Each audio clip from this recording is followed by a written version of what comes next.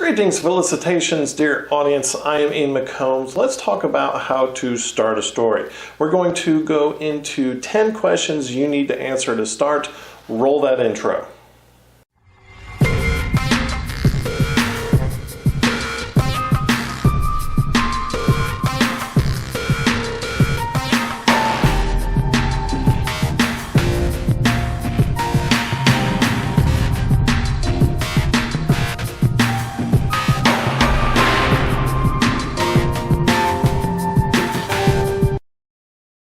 Salutations and admirations, dear audience. Let us figure out how to start a book. Everyone has their own writing style and their own path. You can start your path by focusing on what it is and how it is you want to write a story.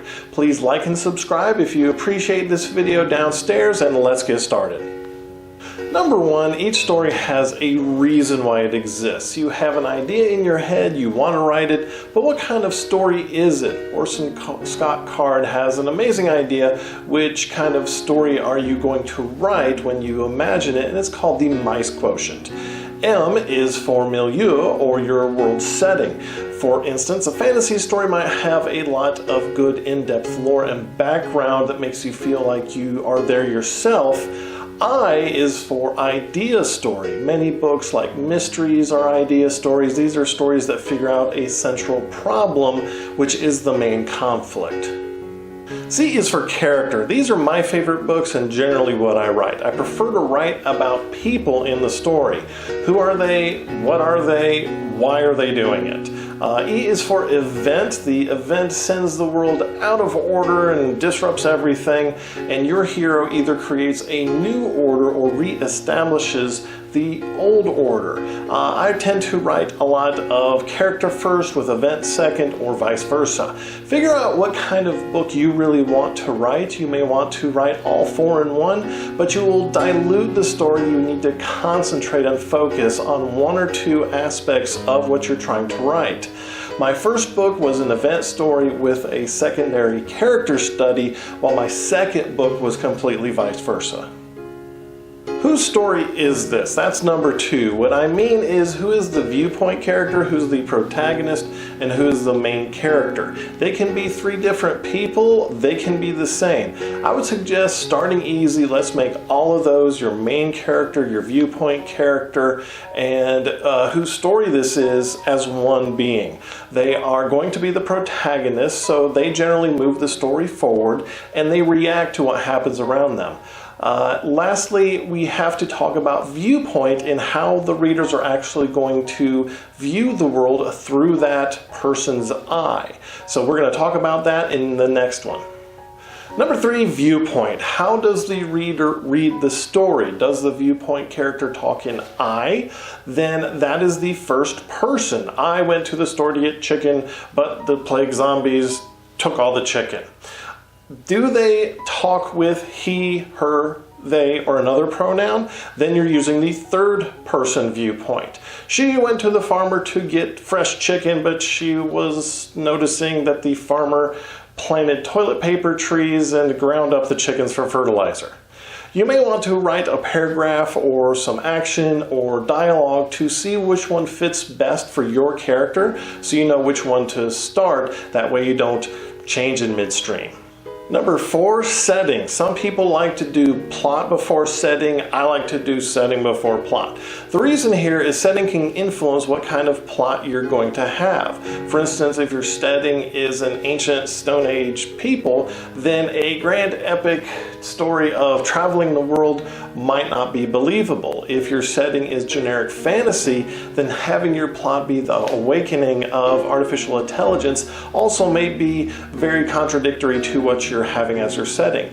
Decide what kind of world your characters live in and what are the rules. Does magic exist? Does future technology exist? If so, what can each of them do? What are the limitations of your story, of your world, so that way you know what your characters, the setting, and the plot can and can't do. Number five is plot. People love plot, but a lot of the times the reason people love your story won't be because of some amazing plot. They'll love the characters, the side characters, the setting. They're going to love your world.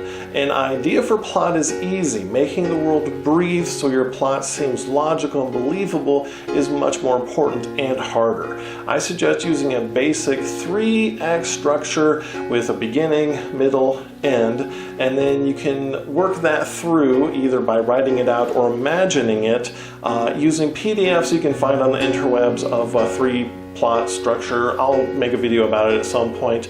Don't try to cram everything into your first book. Don't cram every plot idea you have. Keep it simple. Maybe on your 3rd or 4th book you can put something a little bit more crazy in there, but your plot needs to have action and conflict and make a whole lot of sense in your book. Number 6, conflicts, both inner and outer. Isn't this plot? No, the inner conflict is what your character does and why they do that. They want to find chicken, let's say, to make grandma's recipe and feel good about the whole zombie plague happening. They want to make that recipe. That's their want. The need that they're figuring out, and that is the main thrust of their internal conflict, is to feel safe and good during a zombie plague. The outer conflicts is what's getting in the way of that, finding the chicken. All the chicken was eaten by plague zombies. The farmer used all of his chickens, ground them up into fertilizer. The chicken plant is overrun by chicken zombies, and they have to find the one non-infected chicken. Number 7, theme. I know. I used to give my English teachers heck about this, and now I'm a writer and I'm writing books, and every time I write, I actually a lot of times start with theme. Your plot is what happens in your book, but your theme is what your book means. Your book should have an underlying meaning so it resonates with your reader. Is your hero trying to bring a sense of normalcy to a chaotic world? Is your hero trying to find a sense of family in a world that's fallen apart? Is the book about just learning to love yourself? This is where you connect with your reader. Your reader really loves your book and it really sticks with them, and they are moved and possibly even enlightened in their own life.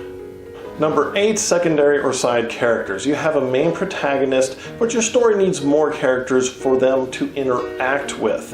And it can be not only just a actual person, but it can also be the world. It can be the plague zombies. They don't say or do much, but they do have an interactive effect with your main characters. The world might be the only thing that's actually keeping them going, searching for that chicken because the world is so beautiful other than the zombies. As well, your side character could be, I don't know, say a dog, maybe an alien, and make them important and believable, have fun with them, but here's what you don't want to do. You don't want to overshadow your main protagonist, because if you do, you might find you like them more than you do the protagonist, and your protagonist has to be really the push of your book. And maybe if you like them more than your main protagonist, maybe you might want to think about switching them out. Number 9, genre. Now, why is genre so low? Because you probably should already know what kind of story you're going to write.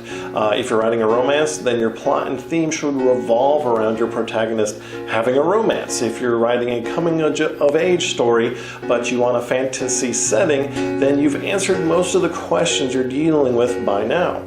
For genre, though, you should understand and do a bit of research on what the main foundations, the plot points, or the general narrative of those genre conventions are. Science fiction has technology.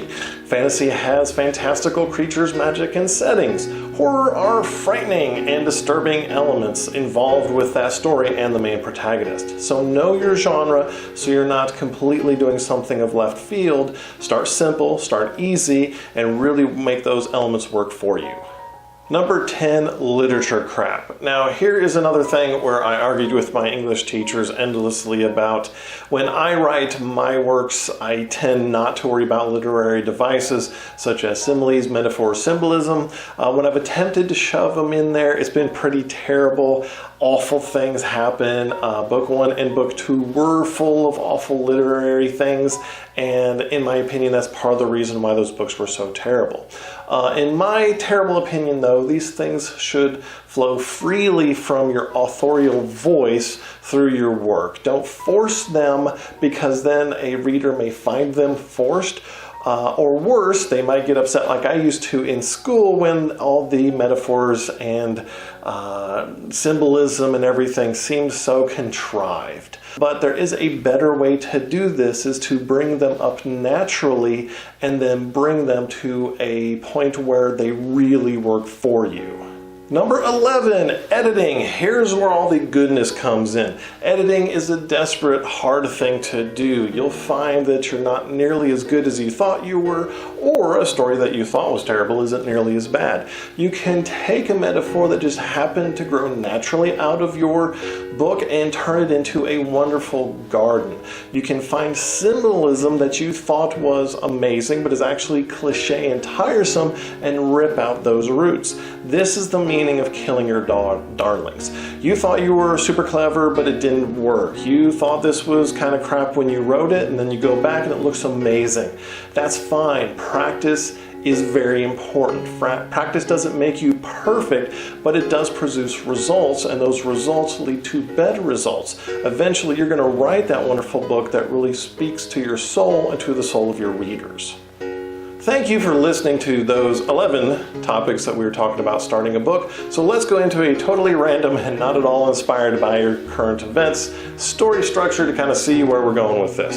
So number 1, story type. Let's go for character first and milieu second. So the main character is the key focus, and the world around her is the second most important thing. So therefore, we're going to focus on her journey to find chicken and the changes that happen to her. Then the world around her, we're going to explore that in a little bit of detail. So whose story is this? This story is going to be about the woman going to find the chicken. She brings her family a sense of safety to a terrible world by making grandma's recipe.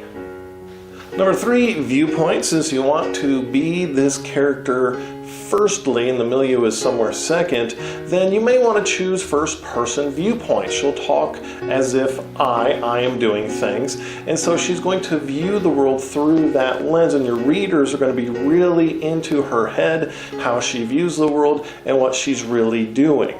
Number 4, setting. This is essentially a horror fantasy world. The world is full of horrible things. The world forces your hero to be in constant danger. She feels scared and worried, and she is disempowered and is seeking to empower herself and also her family. 5, plot. The plot is pretty simple. She's going to travel through the world until she finds chicken. She goes to the looted store first, she goes to the farmer second, she goes, to a neighbor, she travels to a wasteland, dangerous city, then she travels home. Pretty simple plot. Just make sure that each individual part is interesting.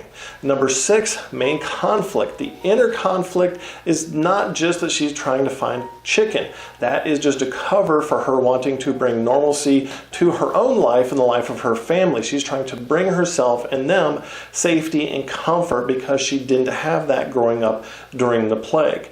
The outer conflict is all the zombies, terrible things happening in the world, and the bizarre, weird people. 7, theme. Decide what the main conflict of your character is, the inner one.